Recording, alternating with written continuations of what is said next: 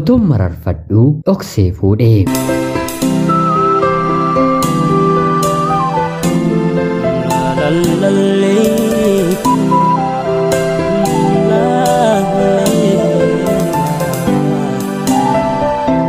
Yeroodhaaf maqaa kiyya himachuun barbaadu kanan dhaladheetti guddadhe dachee magariituu Oromiyaa keessatti.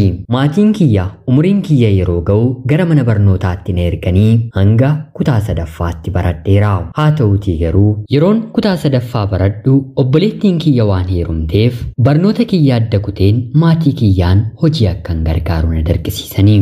Maarreegaa maatiin hedduu barnootaaf bakka guddaa akkuma kennu maatiin kiyya garuu maatii baadiyyaa sanuu harka qalleeyyii waan ta'aniif barnoota kiyya baradhee bakka gaarii ga'urraa manatti hojjedhee haadha koo hojii akkan gargaaru filatanii. Anis waggoota muraasa ergan jiraadhee booda haala kanaan jiraadhee kan nattafu heerumuu qofa waan na ta'eef abbaa kiyyaatiin biyya hambaan bahaa maallaqa liqeeffadhuutii na gargaarii jedheen gaafadheeni. Yeroo kanatti inni biyya hambaa kana deemanii milkaa'uunis milkaa'uu dhabuunis waan danda'amuuf maallaqa kana har'a liqeeffatee bor deebisuun yaaddoo waan itti ta'eef lakkii hin deemtuu bakkan itti maallaqa fidee biyya hambaatti si erguu hin qabu jedhe na didee. Erga kanaanis jabeessee kadhadheen maallaqa naaf liqeeffatee magaalaa Finfinneellee na waliin deemee piroosesii na jalqabsiisee booddee irratti waan hundumtuu naaf xumuramee gara biyya hambaa Omaanitti imala koon taasise.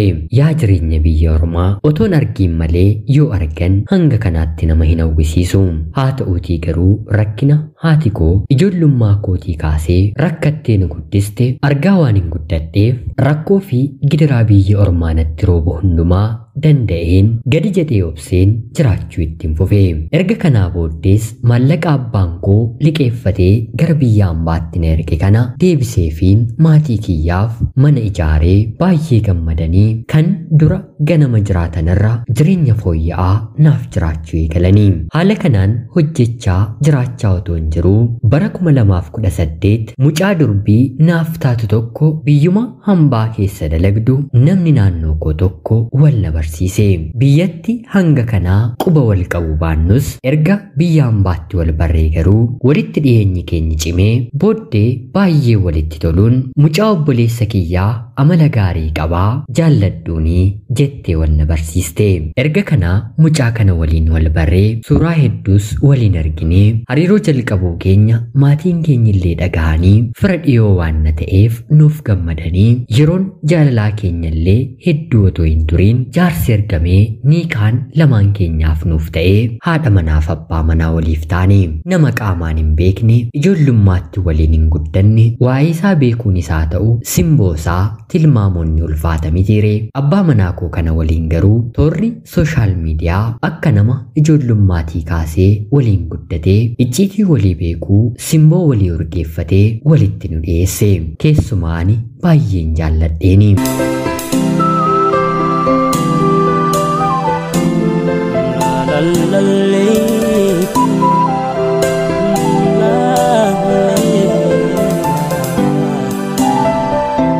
Kanaan duratti qoosaa dhiiraas deemee waan hin beekneef qalbiin koo hundi isuma irratti hafe.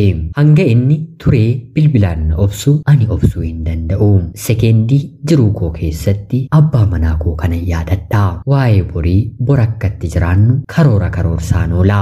Haa ta'uutii garuu baay'ee jaallachuu koo yeroo beeketti anaaf guyyaatti sa'a muraasa bilbilaaf naaf kennee dubartoota gara biraa waliin yeroo isaa dabarsuu eegale. Anis akka durii bilbilaanis barreeffamaanis yeroo naaf kennu yeroo dadhabu maal taateetii jedhee yeroon gaafadhu maalii rakkootu jira moo dalagaa jalqabeenii jedhee natti odeessa ture.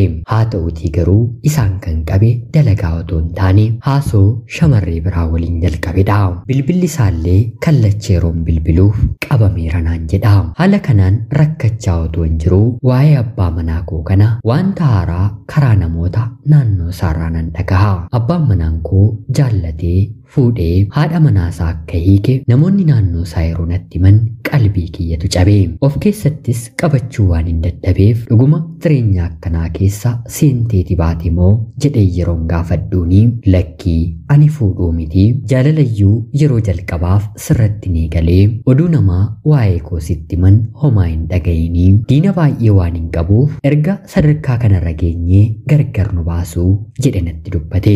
Kan ormaa dhaga'u koorra kan jaalallee koo dhaga'u kootu naaf wayya jedheen oduu namaa achumatti hin dhiise. Haa ta'utii garuu amalli isaa ammallee baay'ee waan na rakkiseef yeroo naaf gamu gara maatii isaatti bilbileen mucaan keessan maal ta'ee amalli isaa baay'ee natti jijjiirameera moo waa gara biraa yaadee jedhee yeroon gaafadhuuni lakkii dubbiin akkana miti mucayyoon mooraa tokko keessa waliin jiraatan summii nyaatatti gootee fi nyaachiftee maraachuuf sadarkaa gahurra mana yaalaa deemnee yeroo qorachiisnu summii akka nyaachifame barree malee nuttuu baay'ee jijjiirameera amma garuu fayyaa waan na jiruuf obsii jettee haati isaa natti dubbatte.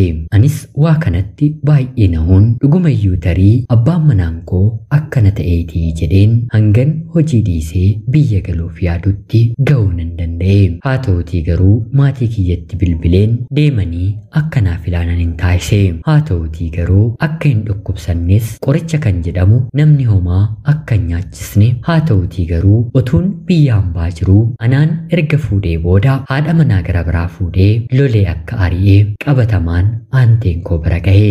Erga kanaa anis abdii murachuu dadhabeen rakkoon kee maalii anarratti maaliif haadha manaa fuutee jedhee yeroon gaafadhu akkan si waliin jiraadhu yoo feete amma dafiitii gara biyyaatti galii kanaan ala oduu gara biraa sirraa hin barbaadu jedhee bilbila narratti cufe.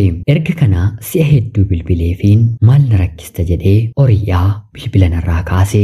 Anis hedduu erganitti dubbadhee kadhadhee booda kontiraata kiyya xumuruutiif baatii 6 qofatu naafa. Kanan jiru biyya ormaa waan na ta'eef har'aaf har'atti lafaa ka'ee dhufuu waan hin dandeenyeef baatii 6 kontiraata kiyya hanga xumuruutti na eegii jedheen kadhadheeni. Erga kanaa booddee irratti qabbanaa'ee tolinaan jedhee nagaa waliif taanee akka duraa jaalala jalqabaa keenyatti waliin haasa'uu eegalle. Haa ta'uutii garuu baatii 2 otoo hin guutiin dubartii gara biraa fuudhee bultii dhaabbatee waliin jiraachuu eegale. Dhagaheen boo'een iyyeen maraadheen waantan godhun dhabe. Maatii koodhaan baatii 4 booddee nan dhufaa jedhee abdii ta'ee fi kanan ture kunoo har'a waggaa 4 guute.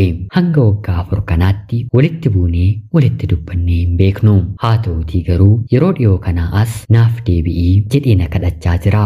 Anis ati yaa obboleessa koo dubartii hedduu beektaa ani hanga ammaatti ilma dhiiraan argine jireenyuma kee itti fufii jiraadhu niikaa kiyya garuu naaf buusii jedheen kadhadheeni. Yeroo kanatti inni niikaa sirraan buusuu as deebitee dhuftee jennaan eenyuyyuu sin fuudhuu anumatu si fuudhaa jedhee na doorsisaa jira.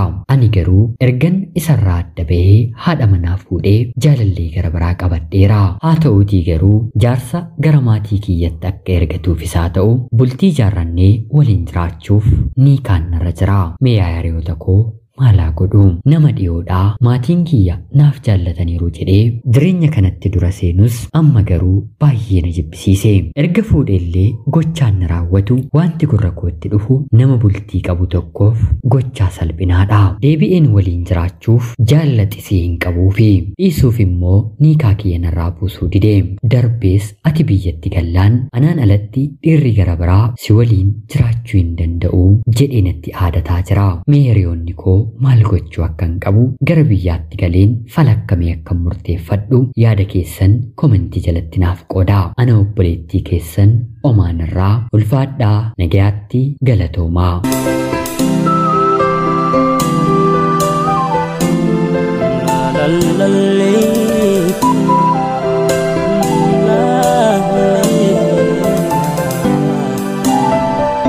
Yoyyaa shamaa akkam jirtu kabajamtootaaf hordoftoota qophii Oromiyaa 24 nagaaf jaalalli tokkummaan bakka jirtan hundaatti hunda keessaniif haa ta'u jecha guyyaa har'aallee xalayaa obboleettiin keenyi Omaanirraa nuuf ergite isiniif dubbiseen hin ka'a. Akkasin irraa barattaniif hubannoo cimaa ta'e tokko irraa argattan homaa shakkii tokkollee hin qabu.